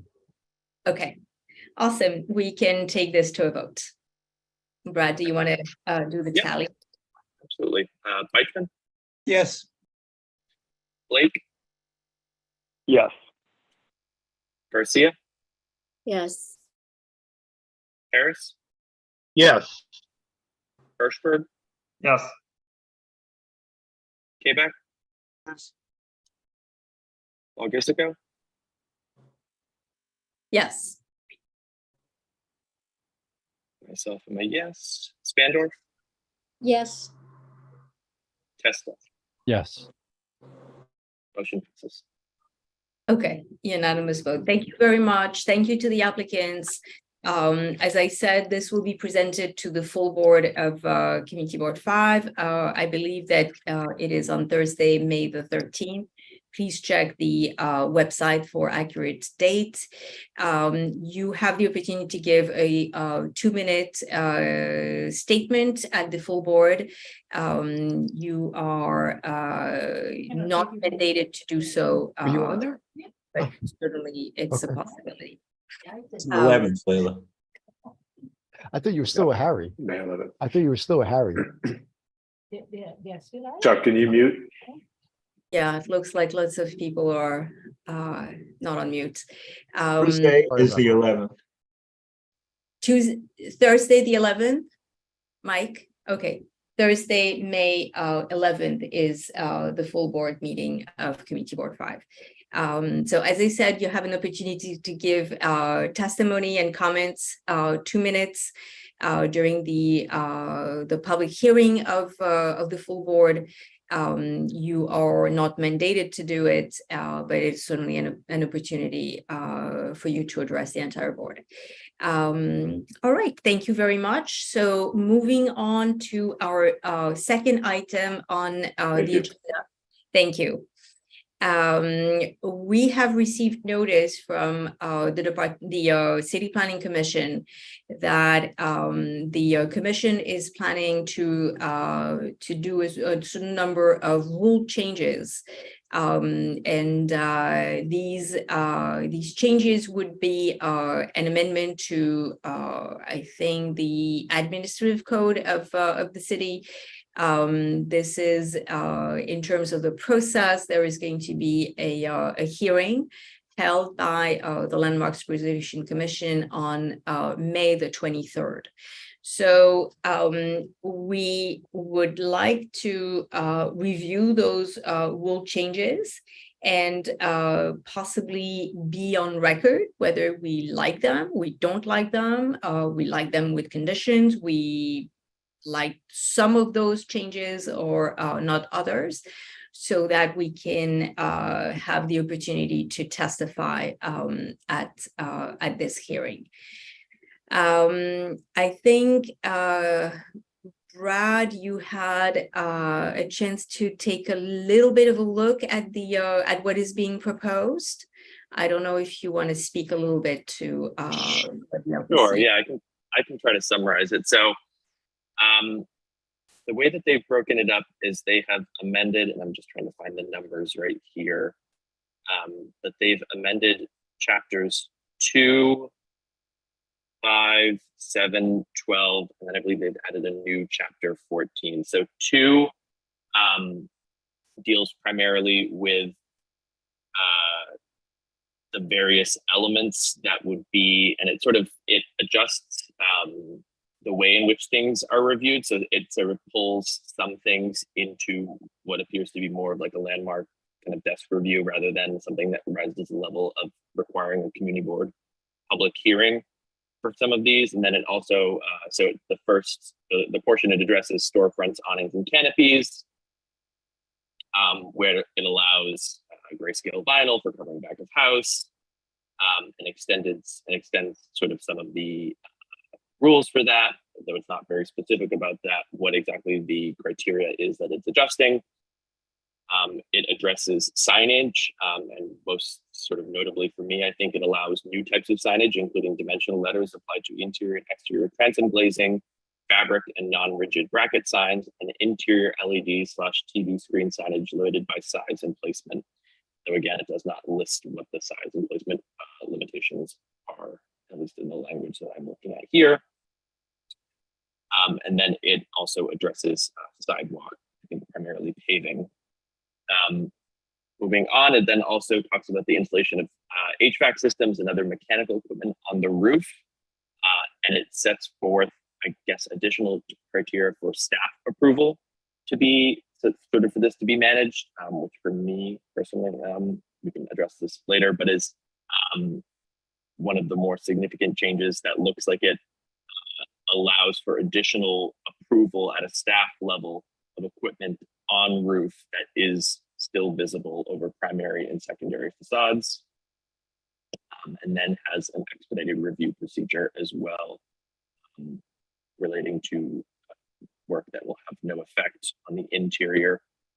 Chapter 5 is about the historic preservation grant program, and just addresses the eligibility to that. Chapter 7 is the duration of permits, which sets forth, I guess, more specific information on that. And chapter 12 is district master plans, which sets forth additional criteria for district master plans throughout. And then finally, chapter 14, request for rulemaking. That one is the one that's a little more complex that I will admit I have not dived into in more depth. So those are sort of the extent of the rules for the document that was shared around.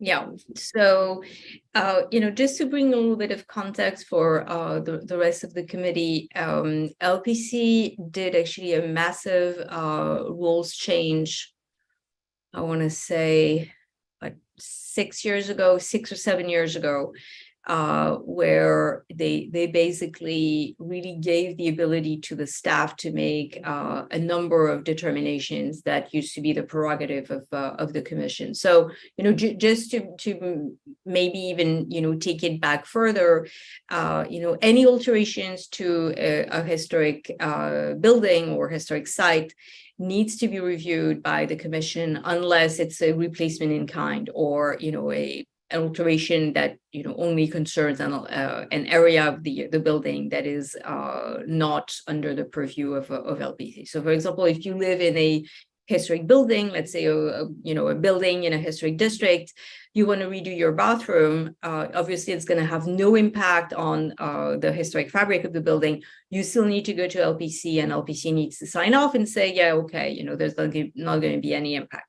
That is dealt with by the staff. It's totally normal. Anything that concerns the exterior in the past would actually go to the commission, where the commissioners would basically review and vote and decide if an application is approved or not. All of a sudden, a whole bunch of applications, such as, for example, windows on, secondary or, rear facades, were decided that, they could be approved by the staff. At the time when all these changes were made, there were no real criteria. So, they didn't say, well, if the window is a replacement in kind and it's a rear facade, then it's okay. It basically said, if it's located there, the staff can decide. We're actually not quite sure what criteria the staff uses to approve these applications, but we don't know because we basically don't see them. So the workload from the committee basically went from, on average, we would review 6 applications per cycle, and we went down to 2 to 3. And in the past, we had never had to cancel a meeting because we had no applications. And these days that happens, fairly frequently. Let's say, once a year or maybe twice a year, we cancel a meeting because we have not received any applications. So we've seen a drastic reduction in the number of applications that we see coming to our community board, which means that, anything that doesn't come to the community board then doesn't go to the commission. So it looks like what they're proposing today is actually to go even further, where basically they're saying, anything that has to do with usual stuff, like canopy, signage, maybe paving for sidewalks in historic districts, all that kind of sort of like, bread and butter of the applications that are reviewed.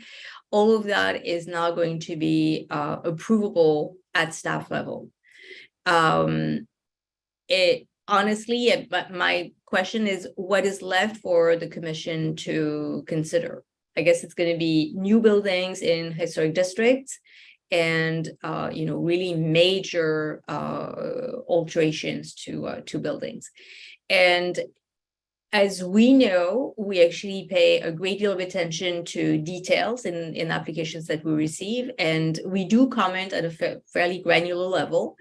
I think that other community boards operate the same way, and I think that provides an important value to the quality of the work that ends up being done. And I think that we're going to miss out on an opportunity to weigh in and comment. It looks like any canopy of a certain size would then automatically be approvable by the staff. And the reality is that if it is approvable by the staff has no ability not to approve. So, they have no discretion. The staff has absolutely zero discretion. If it meets the rules, they have to approve. I am very much on the fence about these rule changes, and very happy to discuss with you guys tonight. But I think it would be very prudent to formulate some sort of a response so that we can testify on May 23rd. So, Brad, I know that you've looked at this closely. Would love to hear your thoughts and maybe get the other members of our committee to think about that. Oh, actually, Barbara has her hand up. Barbara, take the first one.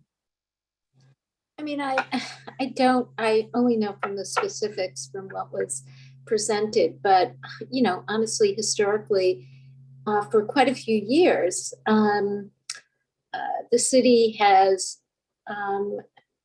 taken away the power of landmarks. That's what they want to do. They don't want.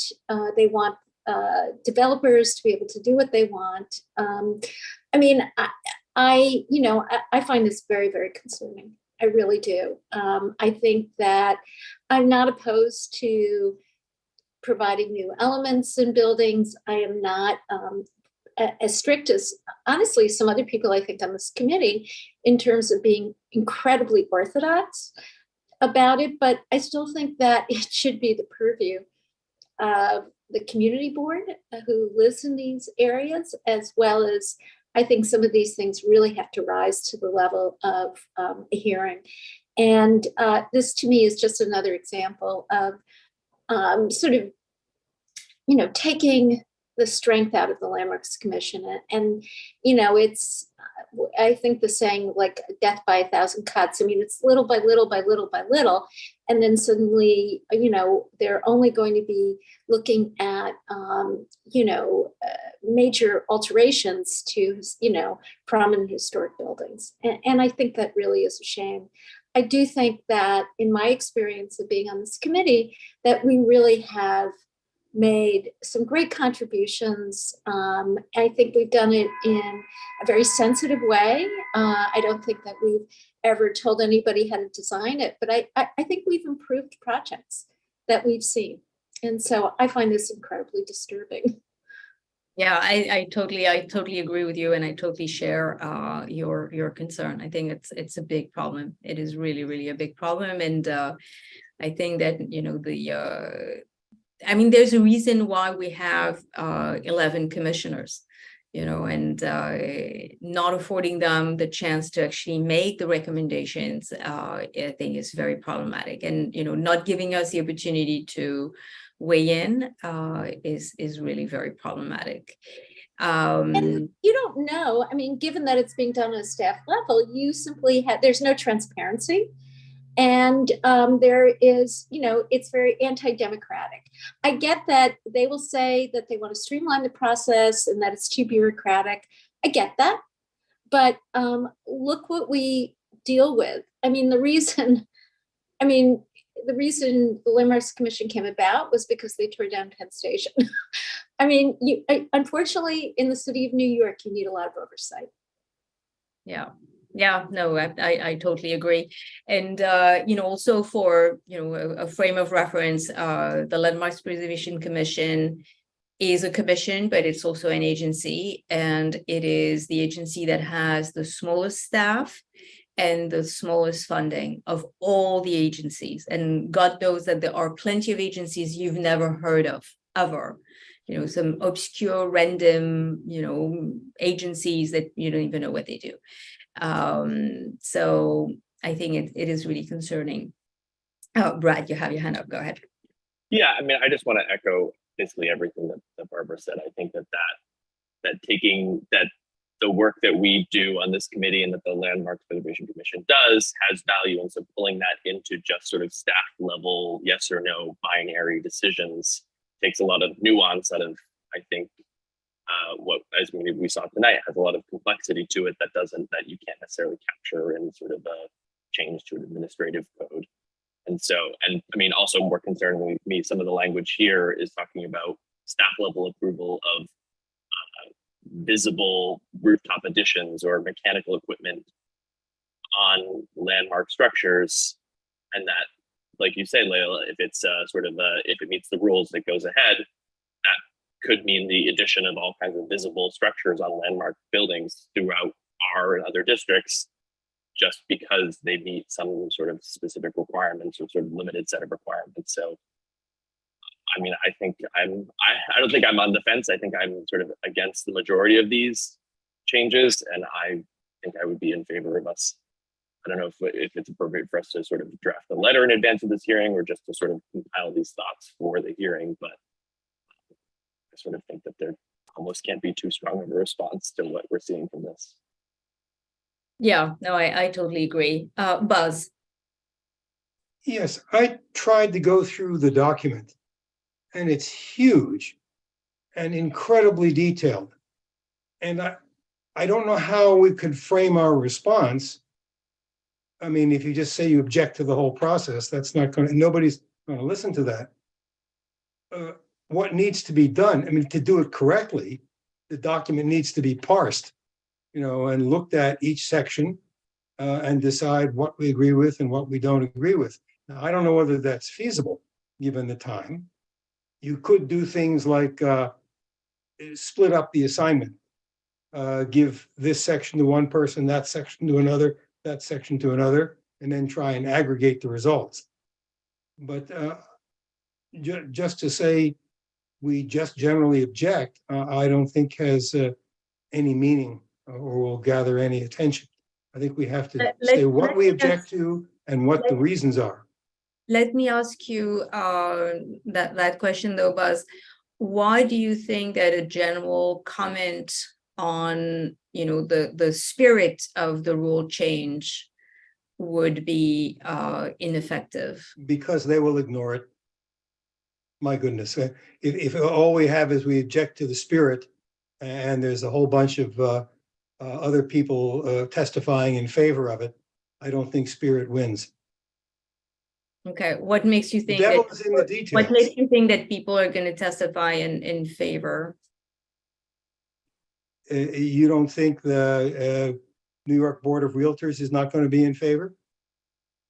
Well, we know you know where you know certain group and special interest representatives you know feel about those. At the same time, we're also dealing with 50 community boards who are probably sharing our concern. I would not minimize our voice, and I don't know that we necessarily need to really parse through and be very specific. I think that, you know, overall, the spirit of all these rule changes is, you know, bumping stuff that, you know, to put it in very, very, you know, lay terms, it is bumping commission stuff back to the staff. Well, I agree completely, but what action do you expect them to take? To withdraw the document? I mean, what's the action that they would possibly take? The reason we advocate is actually for a different outcome. So yes, absolutely, we would want them to actually revise the rules, the rule changes, maybe keep some of those elements under the purview of the commission. You know, I think that coming from a place of defeat is not really helpful. So I'm not coming from a place of defeat. I think you're misunderstanding me. You say keep some of those rules. What rules? Who's going to decide that? I mean, I'm telling you, I tried to read the document today, and I just got totally overwhelmed by it because the devil is in the details. If we don't want to address the details and just go ahead with a general objection to the process, we can do that, but I don't think it's going to really have a serious effect. I'm agreeing with you completely as to what's happened to the, I'll use the word power, if you want to, maybe that's not a good word, of this committee and the community boards in Landmarks, what's happened over the past couple of years you illustrated, and this, you know, kind of guts it.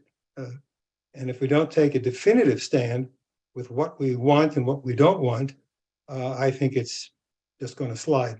Please, that's just my opinion. Yeah, no, I totally hear you. So here are some thoughts. We basically need to be ready to testify, you know, if we feel that it is the route we want to take, and it looks like, you know, it is, we want to be ready to testify at this upcoming hearing. But we also understand that, you know, a hearing is just one moment where we're afforded the opportunity to speak up, but it is not the end of the fight. So maybe what we can do is agree on, you know, sort of like the general tone of what we want to convey at this hearing, that, overall, we object to the rule changes, that, it will be lack of transparency, that, like all the good stuff that Barbara spelled out, and Brad. And you, Buzz, and maybe we can give ourselves a little bit more time to actually get into the details of all of that. I also want to mention for the committee that LPC did organize a sort of like presentation session on Friday last week, where they basically sent us notice of this event as the event was starting. So they basically sent an email saying, oh, and you're invited to this event that starts in 15 minutes. So I was not able to attend. No one from the committee other than me received it. I actually did not see the email in a timely fashion that I could, forward it to somebody else. So, I think that this presentation that they give lives somewhere on YouTube. So maybe this is something that we can watch, we can watch the replay. And I think that, maybe we can, try to see how we can organize, going through the document so that we are, prepared with some general comments for the hearing, and then we can deliver a more thorough, statement after that. Barbara, you have your hand up. So I agree that we have to get into the details at some point, but I think that we can still come out with a statement at this point that the movement to make the process less transparent, less democratic, less civic, I think that you can say that without knowing the specifics. You know enough to say that the process is moving in the opposite direction from where we would like to see it. That, I mean, we're essentially being denied participation. Yeah. John. Yeah, Leila, I have a question, for all of you, but primarily to you. Do you understand these changes to be driven by the management and staff of LPC or by the actual commissioners? And was that a close, is the commission divided on that? I mean, do you have any insight at the highest levels what's driving this? If I understand it correctly, it is coming from the administration. It is not coming from the commission itself. It is coming from the administration. So we don't know how the commission, how the voting members feel about this at this point. Well, it is also important to note that 4 commissioners were replaced in the last 2 months. So, the way LPC has operated in the past is that, commissioners are appointed by the mayor. He appoints all of them, and they serve for a period of 3 years. And what mayors have done in the past, given that their term is for 4 years and that they can get reelected for a second term, they very often decide to actually keep commissioners on an expired term. So they're not reappointed for another period of 3 years. They're just not renewed, but they are, they are able to continue to serve on their expired term, which means that they are entirely at the mercy of the mayoral administration, who can remove them and terminate them, at their will. That has been the source of a lot of tension, actually, between the commissioners and the administration in the past. And with this particular administration, I think 4 commissioners were serving on an expired term, and they were all fairly suddenly replaced, I want to say 2 months ago. So we have new commissioners who were appointed, and we don't have much of a sense of how they vote. They're brand new, but certainly I think that there was a little bit of unease with the commission when, 4 commissioners were terminated. It rarely happens this way. Usually it is more scattered. And I think it came as, a little bit of a bold move by the administration. And, I think that we can, understand that these rule changes come in this context of, replacing a large number of the commissioners to basically give the commission, different marching orders. Got it. I guess then I agree with what's said, that we should probably appeal, to the sense of the commissioner's responsibility. So, keeping a process that's transparent and democratic. So, because I have a sense it might, I don't know. I just don't know whether there's a, whether the bureaucracy and the commissioners are of like mind at this point or not. But I think we sort of need to appeal to the higher responsibilities of the commissioners. Yeah, and I would also mention, for a little bit of context, the LPC was actually sued for a project at the South Street Seaport, and was found by a judge to actually be to have acted in a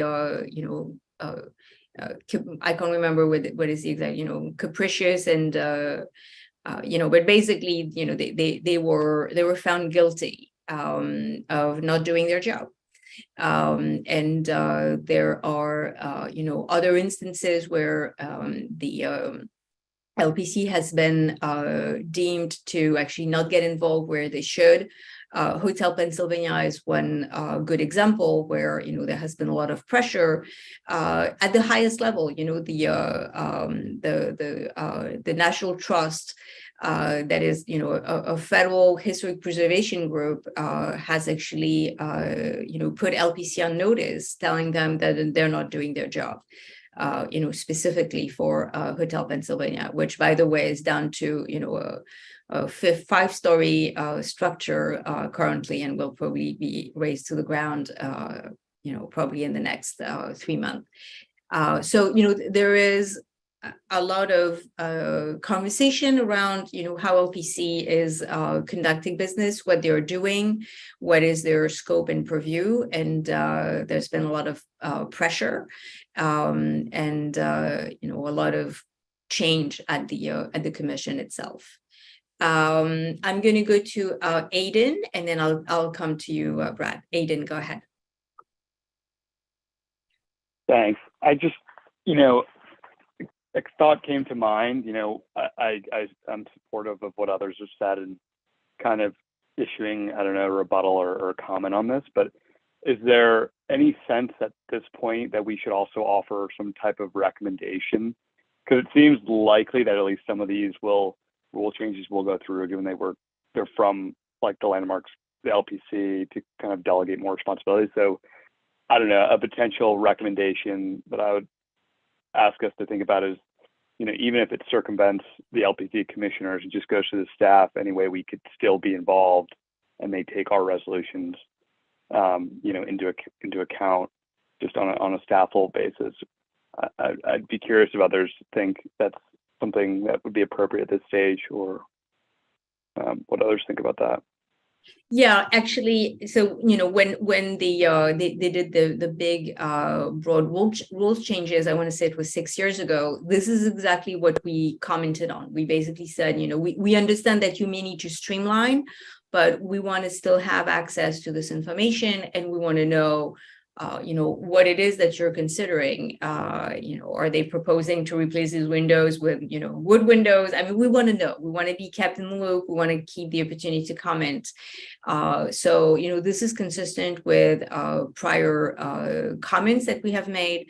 And needless to say, those were ignored. I mean, the last rules change was big uproar. It was, they changed the rules. They dealt with the backlog. The backlog was, a whole different saga that had really caused a lot of unrest. But basically, there were lots of buildings who were protected because of the backlog, because all these buildings that had been identified as being potential for landmarks were not landmarked but afforded some sort of protection, like they could not be demolished, and all of that disappeared. So there was a lot of changes like 5-6 years ago, and now it looks like they want to even further limit the ability for the commission to review these buildings. Brad. So just two things. One, I found the video is on the LPC's YouTube. I can put that in the chat. It's essentially the first 35 minutes of the 2.5-hour video that they put up there appears to be the presentation more or less. And then second, I guess to a little bit to Aiden and Buzz's comment, which is for me, I think it's sort of the rule changes appear to be broken up into sort of two categories, which is one, changes to what the actual rules are, which is, like I mentioned, the signage of LED signs, or kind of changing from LED neon or from actual neon to LED neon, or sort of changes that appear to be sort of modernizing the process, which I don't think I'm necessarily against, though I don't want to say that sort of broadly.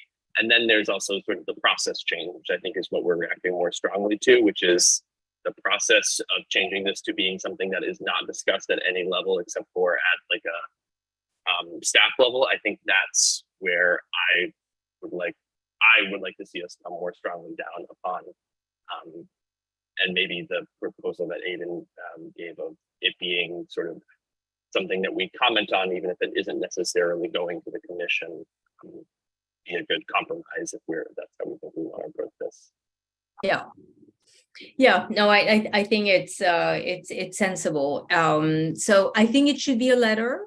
I feel that it's going to be more appropriate to do a letter than a resolution. It will basically be a letter that will be supplemented by testimony, that and the testimony will be an adaptation of the letter. Does that sound reasonable for the whole group? Yeah, okay. I actually don't remember if we take a vote to decide that we're going to go ahead with a letter. So in doubt, why don't we take a vote? If we do not need it, then it's good. And if we needed it, then we'll have it. So basically, I guess, to take a vote, someone has to make a motion. So someone has to make a motion that we will write a letter to LPC and adapt this letter as testimony to be delivered at their public hearing. I can't make the motion because I'm the so chair. moved. We need a second. Second. Great. Okay, everybody is on board and clear on what we're voting. Okay, great. Brad, if you want to take the second and final vote of the evening. Absolutely. Beichman? Yes. Blake? Yes. Garcia? Yes. Harris? Yes. Hirschberg? Yes. Quebec?